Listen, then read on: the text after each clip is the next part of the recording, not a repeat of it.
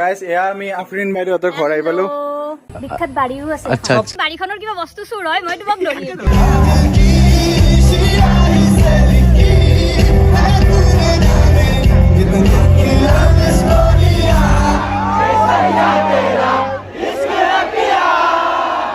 যে ৰাৱণ সদৃশ মানে ৰাক্ষস টাইপ মানুহ আছে, আজি সকলোবোৰক আমি দহন কৰি দিম মনৰ পৰা। তুমিও কৰিবা না ভাই? মই বেলেগ নকওঁ, ৰাৱণটো 150 ফুট ওখ বোলে। মই তাকে মানে চাবৰ কাৰণে এক্সাইটেড হৈ আছো। বঢ়িয়াকে ফাংচনত আহিছো, এতিয়া বহুত ধুনীয়া লাগি আছে আৰু পৱনদ্বীপৰ ফাংচন চাই পুৰা মজা লাগি আছে গাইছ। আৰু এইফালে আৰু এবাৰ সত্য আৰু সত্যৰ মাজত সত্য জয়।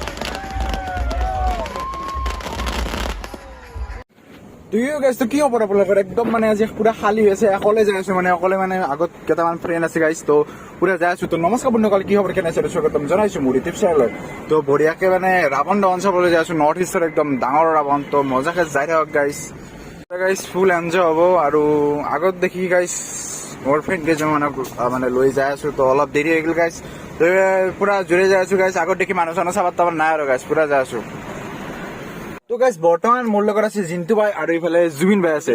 তো আজি আমি কলৈ যাই আছো জিন্তু ভাই? মানে আমি আজি গৈছো মিৰ্জাৰ খৰপাৰালৈকে, তাত মানে দশেৰা আছে, মানে ৰাৱণক জ্বলাব। তো আপোনালোকেও আজি মানে এই ভিডিঅ'টো চাই এটা বস্তু শিকিব পাৰিব, জীৱনত যাক যাক অপ্ৰয়োজনীয় মানে যিয়ে আপোনাক ব্যৱহাৰ কৰিছে, যিয়ে ৰাৱণ সদৃশ মানে ৰাক্ষস টাইপ মানুহ আছে, আজি সকলোবোৰক আমি দহন কৰি দিম মনৰ পৰা। বলক তুমিও কৰিবা না ভাই? মই বেলেগ নকওঁ, ৰাৱণটো 150 ফুট ওখ বোলে। মই তাকে মানে চাবৰ কাৰণে এক্সাইটেড হৈ আছো। আচ্ছা ঠিক আছে, কিন্তু জিন্তু ভাই আজি চব আজি মই শীতত আছো ভাই, ভিতৰত আছে ভাই। কাৰণ গাইছ জ্বলিও যাব পাৰে, আজি জ্বলি যাব পাৰে চব, কাৰণ মইনা নহয় জিন্তু তুমি জুই। কথাটো একচুৱেলি কি জানে নে গাইছ? কওকচোন গাইছ। মোৰ ব্ৰেকআপ হৈছে। অ' এটা দুখৰ গান লগাই দিওঁ নেকি? মই গাম। অ' গাবা, এটা গাই দিয়াচোন। ৰবা। পানচোনাৰ দুলা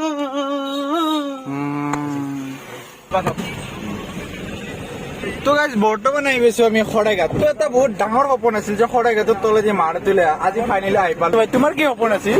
মই গুৱাহাটী আজি প্ৰথমবাৰ আহিছো। মই ক্লাছ 6 পৰা এটা সপোন দেখিছিলো, মই গুৱাহাটী যাম, মই শৰাইঘাট দলং চাম, আজি গুৱাহাটী আইবনটো পৰি গেল, বাদ বাৰু শৰাইঘাট যাম। তো গাইছ বৰ্তমান আহি গৈছো আমি জালুকবাৰী। দেখো আৰু দিলপে পথৰ ৰকে মই ব্ৰেকআপ কৰি দিলো, মানে গানটো শুনি শুনি আমি যাই আছো, কাৰণ আজি জিন্তুৰ ব্ৰেকআপ হৈছে। আৰু এইপিনে চব পূজা পূজা পূজা।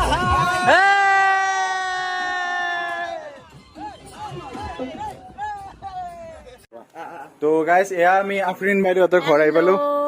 তো কি খবৰ? মজা মজা। তো গাইছ বৰ্তমান আমি আছো আফৰিনহঁতৰ মানে বাৰীত, আৰু একদম পুৰা চাৰো এইফালে মৌ মাখি চৌমাখি এনেকে পুহি থৈ দিছো। ক'ত আছে? ইয়াতে ওপৰত লাগে, কিন্তু মোৰ কঁকালতকেও তলত। হালি পিনে আম চিঙব লাগিব, মানুহে ডেং মেলি চিঙব নোৱাৰে। এটা মানে 6 মহীয়া বাচ্চা এটাও চিঙব পাৰিব। তোমালোকৰ ঘৰতে হয় নেকি? এইটো আমাৰ ঘৰ অ মানে বাকী ক'তো দেখা নাই মানে এনেকুৱা। হয়, নাৰ্চাৰীৰ পৰা কিনি আনিলে হয়। মালভোগ কল দেখো, মালভোগ কল। এতিয়া মানে আফৰিনহঁতৰ মানে বাৰী চাৰী চব চাই পেলে এতিয়া আমি ঘৰৰ পৰা ওলাও গাইছ।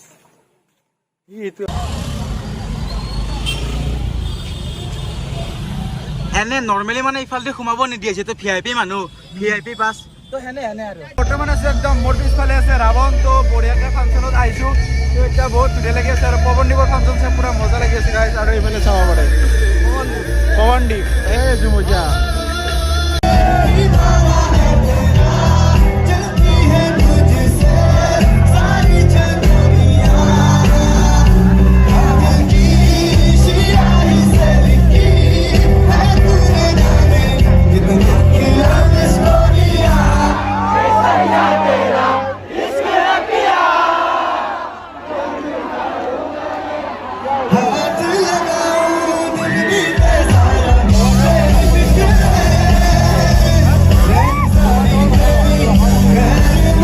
দেখিছেনে সেই সৰপাত যাই কেনে যাব ডাইৰেক্ট এইফালে মানে ৰাৱণৰ তাত। আৰু চাওক কি প্ৰকাণ্ড এই মাছ। ये पवनदीप है गानाकार है और हमारे भी से रावण है और ये कोलकाता से मतलब रावण को देखने आया हूँ कैसे जलाता है क्या करता है हर टाइम सुनता था क्या दशहरा होता है मतलब क्या रावण को जलाते हुए कभी नहीं रहा this is first time Kolkata से आया है ये मेरे दोस्त और मेरा सब्सक्राइबर है थैंक यू मिलके बहुत अच्छा लगा मिलके बहुत अच्छा लगा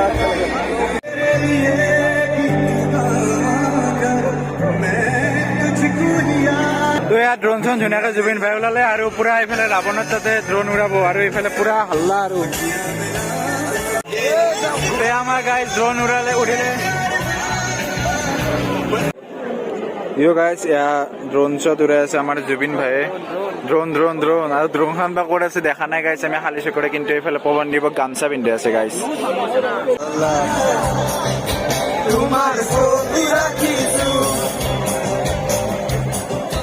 মোবাইল তোমাৰ ফটো ৰাখিছো উলে বলিয়া ভাইয়ে মুলে পগলা তোমাৰ মনৰ কথা গলে জানো বুজিবা তো গাইজ এতিয়া আপোনালোকে চাওক এই ড্ৰোন শ্বটটো যোনটো ড্ৰোন আমি এইমাত্ৰ উৰাইছিলোঁ সেই ড্ৰোন শ্বটটো আপোনালোকে চাওক তো গাইজ আপোনালোকে চাবৰে পুৰা আমি ড্ৰোনেদি যাই আছোঁ পৱনদীপৰ ওচৰত আৰু এই আগৰ দেখি আপোনালোকৰ সকলোৰে মৰমৰ পৱনদীপে ধুনীয়াকৈ গান গাই আছে আৰু আমি পুৰা চাই আছোঁ গাইজ তো বহুত এটা ধুনীয়া লাগিছে বহুত হাজাৰ মানুহ আপোনালোকে চাব পাৰে তো এই হাজাৰ মানুহৰ মাজত পৱনদীপে ধুনীয়াকৈ গান গাই আছে আৰু আমি ফাংচন চাই আছোঁ তো বহুত এটা মজা লাগি আছে গাইজ তো কি ক'ম আৰু মানে ফাঁচিৰ দিনা মানে লাষ্টৰ দিনা ইমান ধুনীয়া এটা মজা পাইছোঁ তো বহুত এটা ভাল লাগি আছে এটা মানে ইণ্টাৰনেশ্যনেল গায়ক এটা আহিছে আমাৰ অসমত বম তো গাইজ আপোনালোকে চাব পাৰে এই বিশাল ৰাৱণটো মানে কি ওখ ডাঙৰ এই ভয়ানক ৰাৱণটো গাইজ তো দেখিবলৈ মানে এই মূৰ্তি সজাই হৈছে তাৰ পিছতো এই ভয়ানক লাগিছে আৰু যেতিয়া ৰিয়েলত আছিল তো ভাবক কিমান ভয়ানক আছিল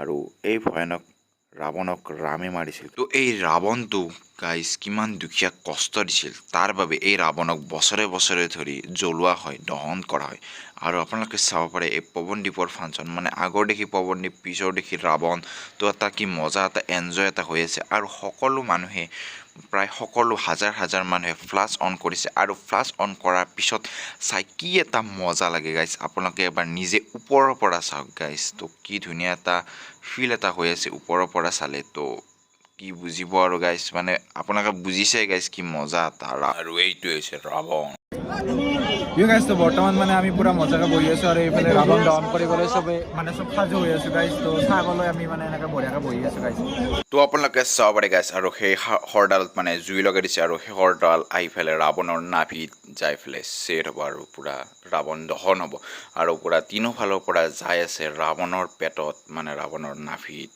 আপোনালোকে চাব পাৰে আৰু এয়া ৰাৱণ জ্বলি গ'ল আৰু এই ৰাৱণ জ্বলাৰ পিছত আৰু এবাৰ সত্য আৰু সত্যৰ মাজত সত্য জয়